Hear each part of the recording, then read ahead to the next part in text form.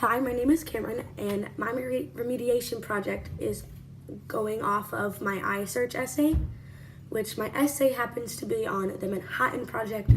And what I'm doing here today is I am going to summarize the essay, or the Manhattan Project in general, and further in, I'm going to interview a former teacher. His name is Brandon Fisher. He taught government and economics at Williamsfield High School and a few high schools in other areas. And I'm going to interview him over FaceTime, and I'm going to get his point of view on the Manhattan Project as well. So basically, the Manhattan Project became a relevant issue during World War II. And with the Manhattan Project is how our nuclear weapons, the atomic bomb, kind of was born. It's how it became just a thing within our military now. And basically, the Manhattan Project was a code name for the nuclear weapons, and it basically took place in Mexico, or New Alamos, Mexico. That's how we were able to kind of hide it from, like Japan, Germany, local citizens, or U.S. citizens in general. So basically, the Manhattan Project was created so we can bomb Japan and preferably beat Germany to the atomic bomb, because it also started as in fear from Germany, because Hitler stated that he was going to create these nuclear weapons to bomb during World War II. So that's how it started. In fact, we did have two German scientists that were head in Germany. They came to the U.S. to help the U.S. military to create the nuclear weapons. And during this time that these nuclear weapons were being created, and so is the atomic bomb, there were women working on it, men working on it, military working on it, just basically helping the government create these nuclear weapons to further bomb Japan. And in 1945, that's one of the reasons how we won World War II.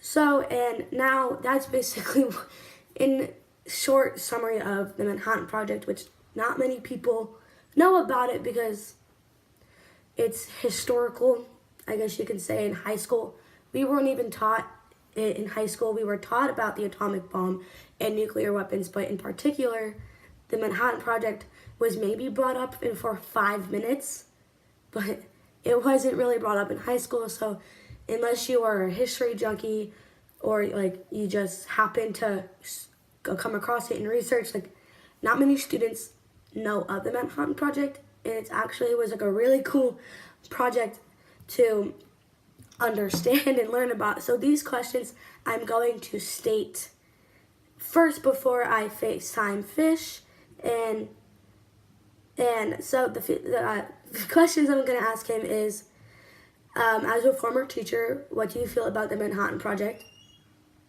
Does your personal opinion affect your professional opinion? And do you think the Manhattan Project was a good idea? If so, explain. And he goes, was there a risk taken within the project? If so, how big or small was the risk? And would World War II ended different if the Manhattan Project didn't take place? So I'm gonna FaceTime him now.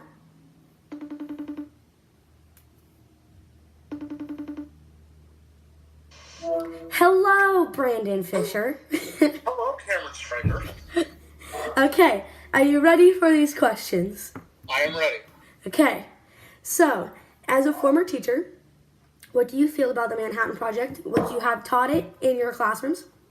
I have. So, I think it was an absolute necessary evil.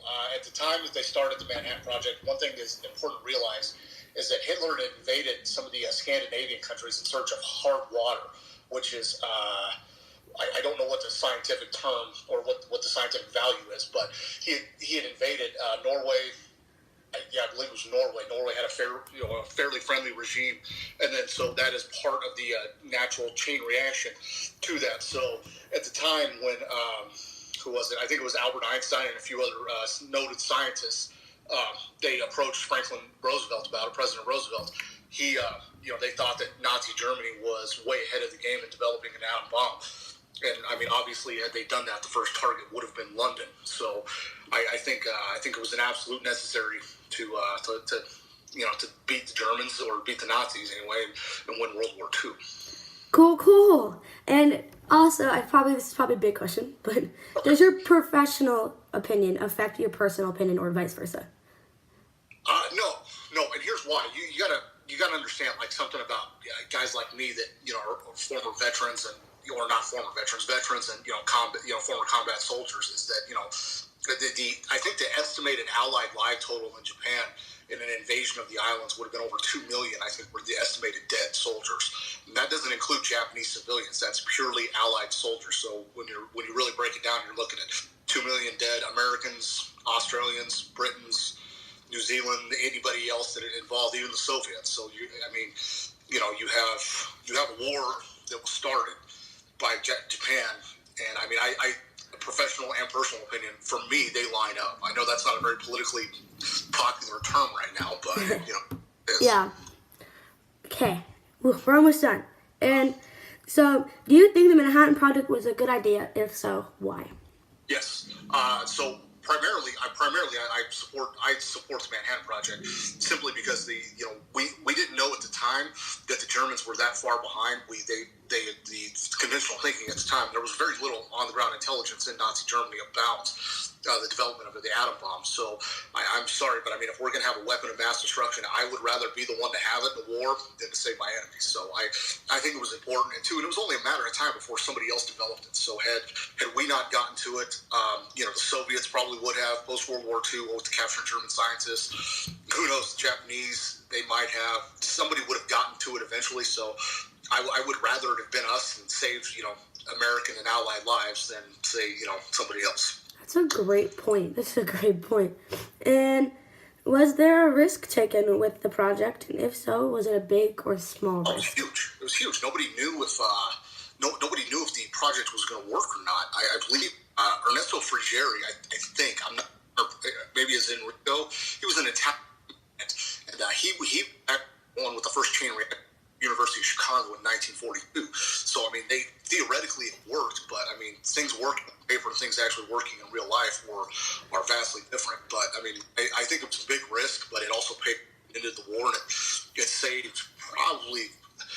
I mean, if you really think about like the amount of Japanese dead that would, the amount of Japanese died in World War II with an invasion, I think you're probably, I get it. Probably 400,000 people died from it, but at the same time, probably saved north of 10 million lives, Allied and Japanese together. That is very true. And with the last question, would have World War II ended differently if the Manhattan Project never taken place? Oh, absolutely. The U.S. I don't think Japan would ever capitulate without the atom bomb. So, you're talking a massive invasion of the Japanese home islands. I believe I don't remember the exact name, but Douglas MacArthur, who was the Supreme Allied Commander for the Pacific Forces, was planning an invasion. He actually opposed it for ego, but we would have, the U.S., along with the Soviets, and the rest of the Allies would have had to invade the Japanese homeland. Japanese homeland has never been successfully. No foreign power has ever invaded Japan, and so you're looking at a war of attrition. I mean, I think the Japanese. My numbers might not be correct, but I think they had north of 30 million what they called home guard, which were basically like people like you and your mom and your brother, and they were all there to try to kill the Allied pilots, but Allied soldiers and everything else. And then you consider the suicidal devotion that the Japanese had to their emperor. I mean, look no further than the kamikazes. I mean, these guys would fly a plane with a big ass bomb, try to land it into an American ship. I mean, they didn't care if they lived or died. They didn't. So it would have been I think it would have prolonged the war by 3, possibly 4 years, and I think you're probably looking at easily north of 10 million dead. Oof. Yeah, that's a point. So. Yes. That is all the questions Thank you so much, Fish. Thank No you. problem. Have a great day. You- So you heard it. That was a professional opinion.